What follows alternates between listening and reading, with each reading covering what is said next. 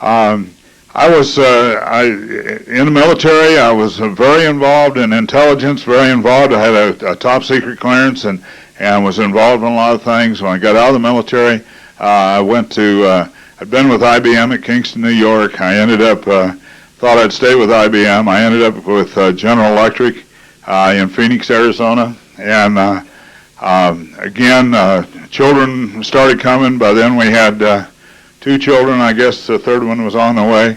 And I was in Phoenix. It was amazing how God began to use me. For a particular reason, I had to stop traveling for a period of time for about a year. I was an engineer flying all over the country and troubleshooting problems for GE. But I had to stop. And in that process, they put me onto a project. And this project was a biotech project. And it's just, you know, and again, I want to say I was not a Christian. You have to understand there was no Christian values in me at all. I was out after anything I could get. I was a material person. Her mother, now, I married a little Christian gal, okay? She's a little Pentecostal gal, and old-fashioned Pentecostal, okay?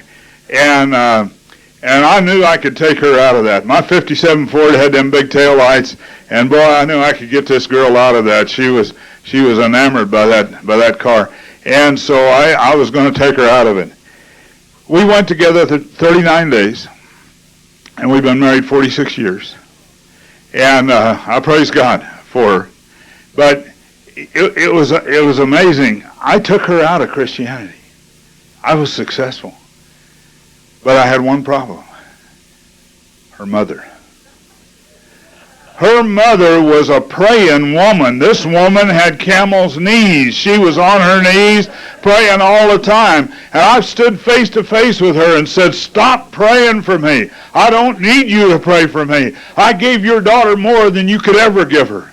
And we had a beautiful home with palm trees and swimming pools and miserable inside that house. But you know, I'd given her all that, and I'd tell her, leave me alone. And all she'd do is a tear would roll down out of her eye, and she'd keep right on praying. And you couldn't stop her from praying. And she went on to be with the Lord a couple of years ago, and I believe she's still praying. I think her knees were in a praying position when she went. She was a praying woman. I ended up on this project, and we were trying to develop a bypass for a spinal sever for a young lady that had severed her spine. And General Electric thought it'd be good for their image if this could happen. New England Journal of Medicine was involved in reporting what we were doing. We had people from the Boston Medical Center. We had people from Stanford. We had people from Motorola, from Bell Labs, all on this. And I was the senior engineer for the GE group. There was 25 engineers, and I want to make sure that there was 100 men on the project, but I was only in charge of 25, the engineers.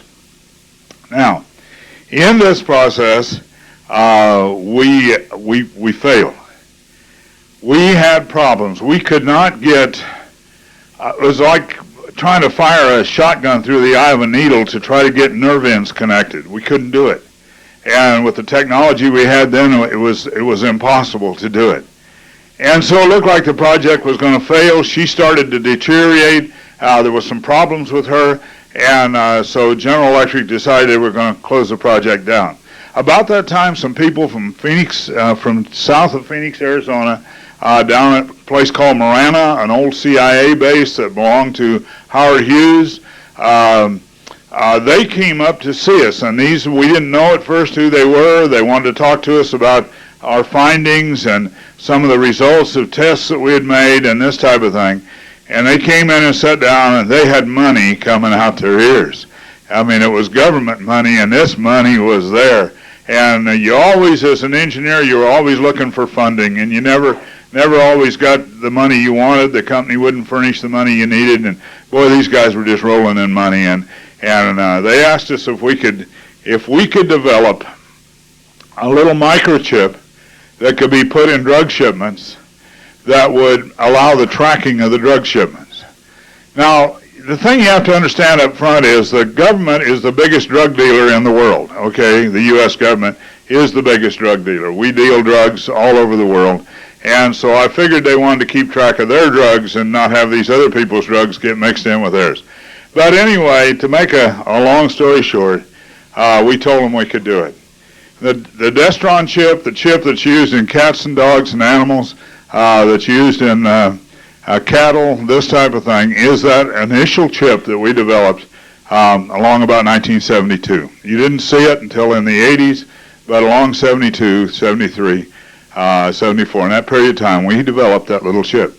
And then they came back to us and they said, is it possible that you could develop a microchip that would contain the kind of information they had told us what they wanted and would transmit a signal, like a locator signal? And we said, sure, we felt we could do that. Engineers don't tell the truth, okay? What we did was, as long as they were willing to put the money in, we'd stomp that thing out if we couldn't get it any other way. And we would do that. And so they poured that money into us, and we started developing, and ended up with a little microchip called the BT95-2000. That little microchip has a little lithium battery in it, and I went on record against the use of lithium. And but I remember it was amazing because they said they wanted this thing to be able to transmit a signal. Well, you got to have a power source. The little microchip used stacked architecture. It was like core drilling down through a stack of pancakes, and what you had then is the layers, and the layers became the with attaching to the layers, we ended up with this little chip, and it ended up with a lot of information in a pretty small area. And so the little chip was we developed it. And Motorola made the first ones, and Motorola also is the company that put the Iridium satellites up, and the Iridium satellites had one purpose and one purpose alone, and that was to interface with this little microchip. They're low Earth orbiting satellites. They bankrupted that company out. The government, E-Systems, took the company back over. They've added 2 new satellites to that system. So there's 68 satellites instead of 66, and they are ready for that time when there will be no place to hide. And so, but back to what was going on, I wasn't again when we talked about the lithium, I was against it. When we developed the little charging circuit for it, the parameters that I had come up with, we needed a temperature change to make this thing work. And so we spent $1.2 million trying to figure out where to put this thing in the body. Would it go in the groin? Would it go in the armpit? Where would it go that would give me a temperature change that would charge that little lithium battery? There was a little bimetallic strip on the inside of the glass, and as the temperature changed, the current would flow through that and through a little diode network and charge that lithium battery. And so we needed someplace to put it.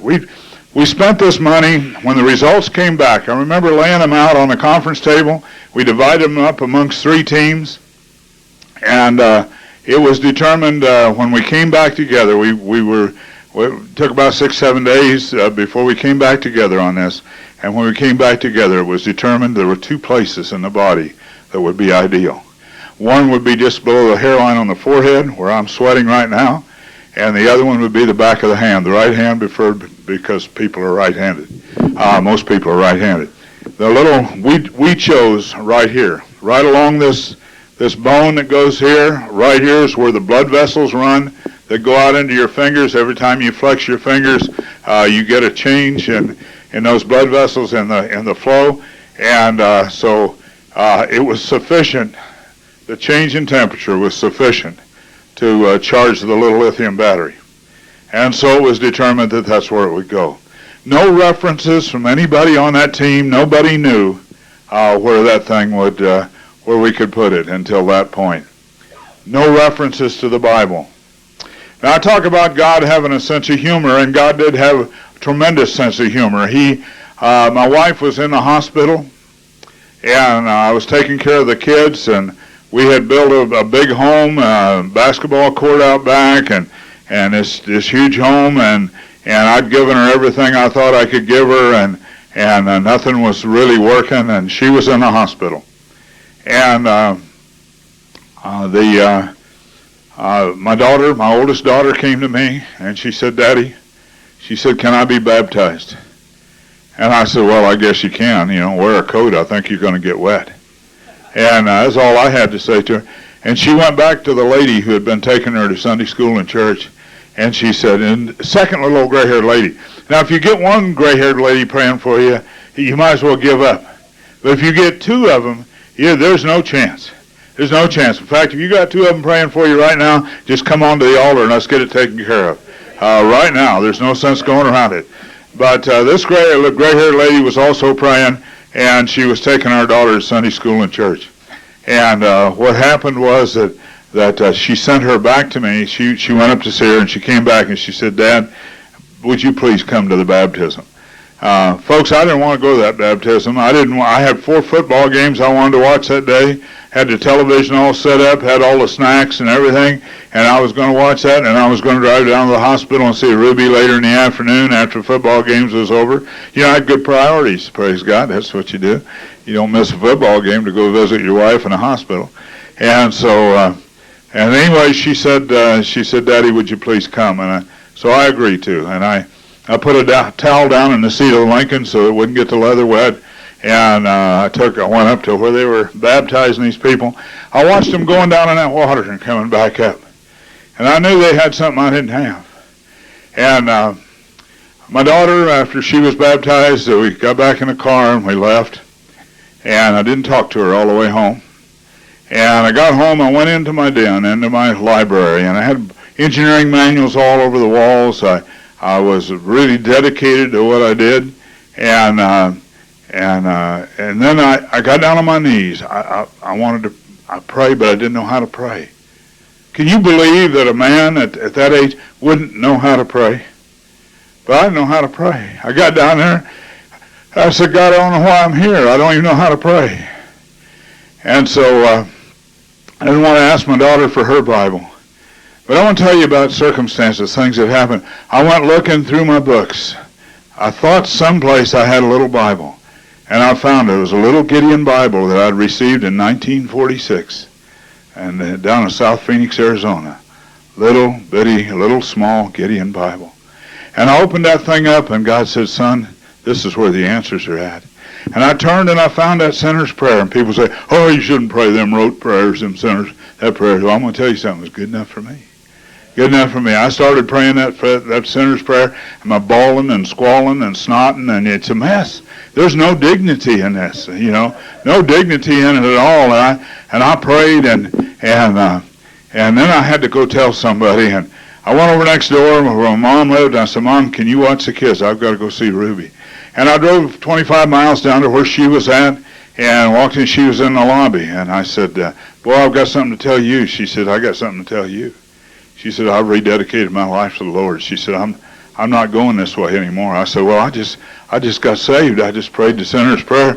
And I said, and we got happy together right there, And so I got a hold of that pastor. I said, "I think we need to be baptized." And I said, "But I don't want to be baptized in that mountain stream. I want to be baptized in one of them proper baptismals." And so he made arrangements to do that.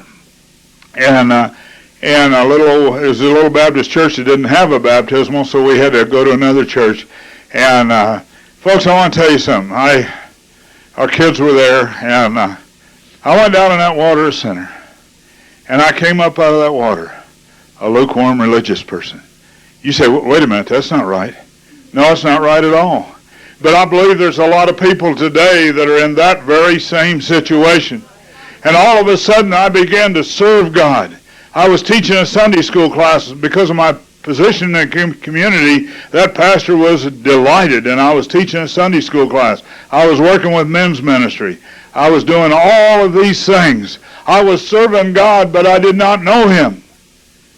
And I'm going to tell you something. In the Bible, we see Samuel serving God in the temple. And yet, when God spoke to Samuel, Samuel jumped up and ran into Eli and said, "Yes, Master." Folks, I was serving God but did not know Him. I went to the Orient a little later on. God was good to me. Success was all over the place. We ended up in a large church in Seattle, and from there I went to the Orient. I went to Hong Kong. I was director of engineering for a company there, Polaris, and traveling into mainland China, lecturing at the university, carrying Bibles into underground churches, and I was serving God, doing what I thought God wanted me to do. And I was leading people to Christ. You believe that? I actually was praying the sinner's prayer with people and leading them to Christ. That was amazing. One of the people over there was a Gurkha warrior, a Gurkha soldier for the British, conscripted into the British Army. And I got to lead him to Christ just before he went home to Nepal. And he went directly into prison, brother, because he'd received Christ. His wife was a Christian, and she wanted him to receive Christ before he went back to Nepal. He went into prison for 2 years, lost his citizenship, lost everything. And that was the price he had paid, but he didn't mind. He didn't mind at all. And so I was serving God. And when we came back from the Orient, I'd been in, besides the Orient, I'd been in Romania, Czechoslovakia, Yugoslavia, many countries that our State Department would send me into to gather information, and in these countries. And so just in and out and serving God, but not knowing Him.